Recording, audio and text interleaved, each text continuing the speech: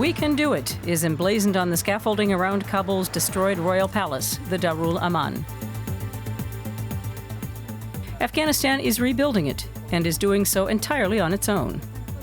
Masouma Delijam is the architect in charge. For her, it's more than a job. She envisions the rebuilt palace as the emblem of a new Afghanistan, after almost 40 years of war.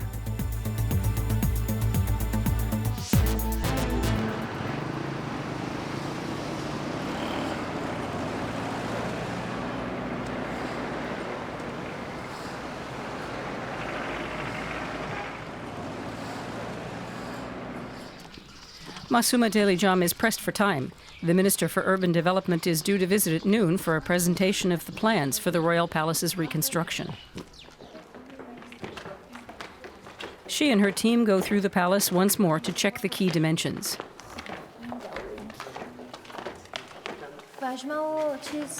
Wazma and Belkis, can you come and measure whether they did the work properly here?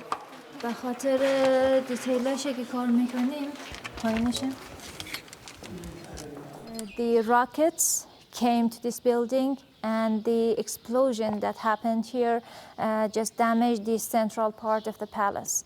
The most damages we have on the slabs and on the roof is in the central part. In the first days that I came here, it really was huge to me that, wow, how we are going to make it. Masouma heads a team of 12 architects and works closely with the structural engineers. Right now, they're planning the windows. The arches will be filled, and all that remains will be the door? Yes, that's no problem. It's a matter of course that the 28-year-old who studied architecture in Kabul works on an equal footing with the men. But the laborers had to get used to it. In first days that we came here, I told one of the workers that we should not remove this part and it should be kept. Then he laughed at me and said, "Who are you?" Then telling me this. I said that I'm the architect, and I have the right to tell you that what to do or what not to do. And then he understood. He said that I really didn't think that a woman one day come to me and say that you should not do such kind of work.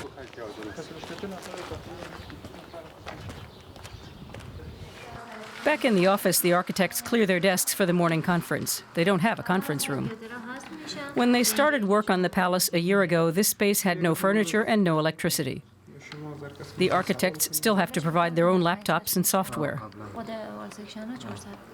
Afghanistan's economy is on its knees.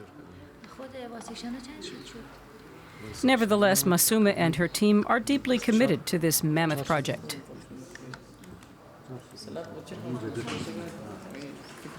Our idea is we don't want to have the symbol of wars anymore in our country.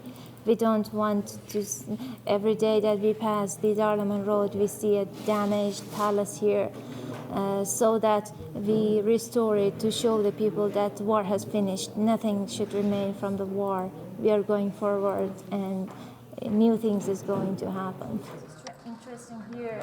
Like many Afghans, she admires the man who had this palace built in the 1920s, King Amanullah.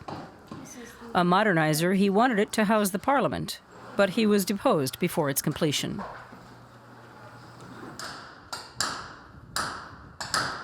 The palace is being rebuilt solely with Afghan funding. The new government has championed the project. It's to be completed in time for the centenary of Afghanistan's independence from Britain in 1919. Masouma says the work is on schedule. The scaffolding is in place, the ruin is secured. Now the workers are uncovering the old masonry and removing tons of rubble. When the actual reconstruction begins, more than 1,000 people will be working on site. Mohammed Amin has been here from the very start. He earns the equivalent of €5 a day. He, too, considers the reconstruction project important.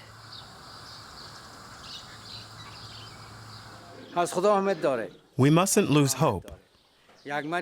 We believe in God. And it's like with a sick person who goes to the doctor. If he has hope, he gets well faster. Masouma meets her husband, Aman, in the palace. He works here too. As project coordinator, he's her boss. Far too few workers have come, he says. Someone canceled their shifts because of the minister's visit. Aman is afraid the project will fall behind schedule. Masouma tries to reassure him. After all, the security situation is a much bigger problem. Some days you wake up in the morning and they say today is off because somebody coming to the parliament or some security issues are there and they do not allow us to come inside the palace. The new parliament building is right across from the palace. Fresh parliamentary elections were due to be held in 2015, but they were postponed. Sometimes I get very disappointed about what really should happen, but doesn't happen. What really these people can do, but they do not do. It's lunch break. The employees are given a meal here in the palace. Masouma goes to her husband's construction site trailer. Past barbed wire and a high wall designed to shield the site and its workers from possible explosions.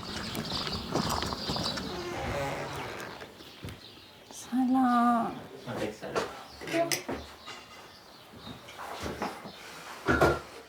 Masouma and Aman are glad they can work together.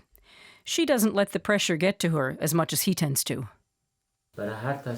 Whatever I plan to do, I think about all the aspects of it. I am, in a way, pessimistic. And then I come to consult with my wife, who is rather optimistic. This consultation helps a lot. Then I think of the negative side of the work and ask, what shall I do? I think a lot, then I consult with my wife, and that makes me feel better. By late afternoon, the minister still hasn't arrived. Masouma goes through her presentation one last time. When the palace is finished, it will house the Afghan National Museum and a presidential guest house. Then the news comes. The minister has canceled his visit.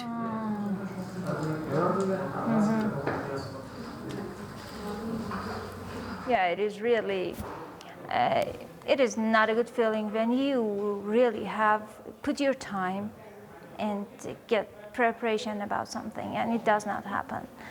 So it is really annoying. Yeah. So she calls it a day. Her husband is one of the few people permitted to drive on these high-security grounds.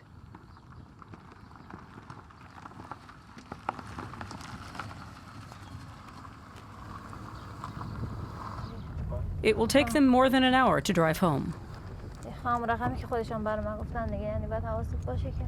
As soon as she's in the car, Masouma turns on the radio for some music.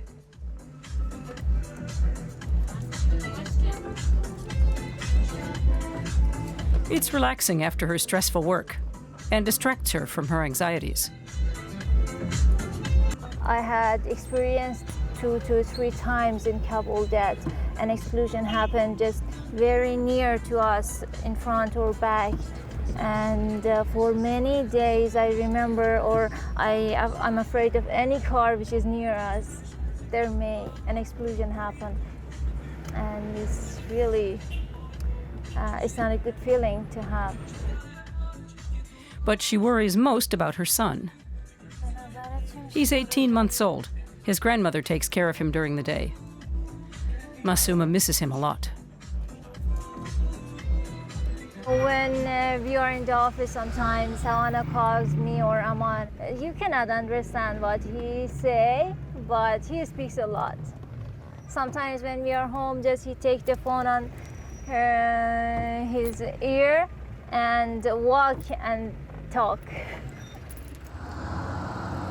The next morning, at 7:30, Masouma and Aman are back at the construction site. Masouma confers with the structural engineers about the palace garden. Helicopters fly overhead. In the distance, shots can be heard. An everyday occurrence here. No one reacts. We have a fire engineer here, and they are practicing now.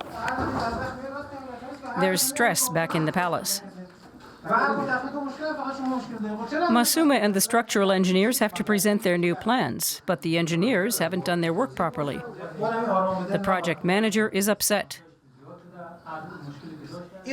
No one knows anything about these drawings. They're worthless. Take the old ones and complete them.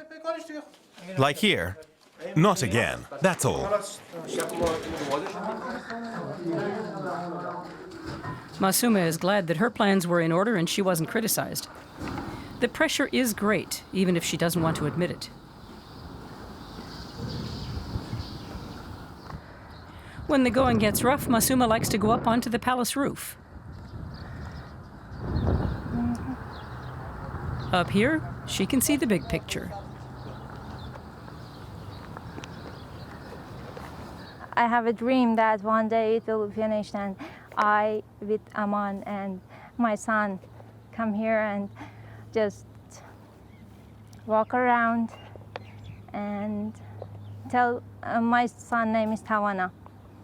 Tell Tawana that yes, one day we did it, and we just were hopeful about the future of Afghanistan.